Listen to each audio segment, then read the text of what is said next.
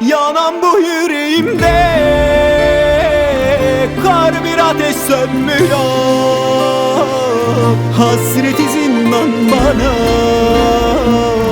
neden geri dönmüyor?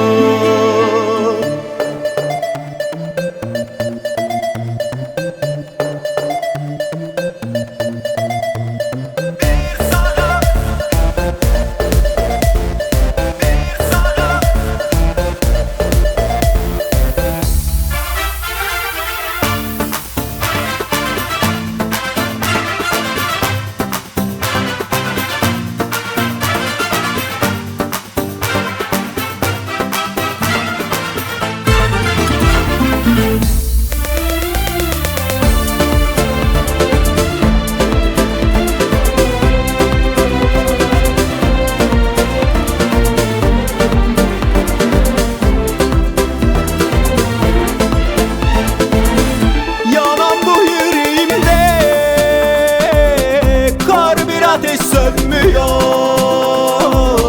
hasreti zindan bana, neden geri dönmüyor? Sen benim meleğim, biricik bebeğim, canımın içisin, sevda çiçeğim. Sen benden uzak,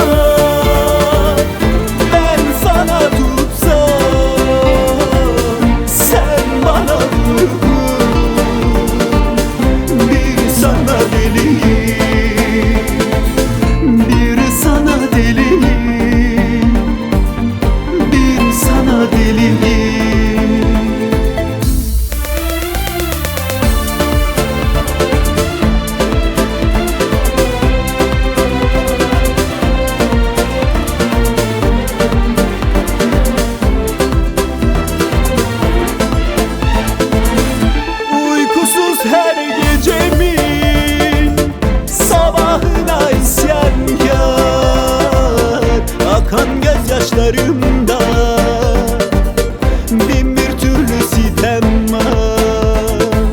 Sen benim meleğim, biricik bebeğim, canımın içisin, sevda çiçeği. Sen benden uzak, ben sana tutsam, sen bana vurgun, bir sana deliyim.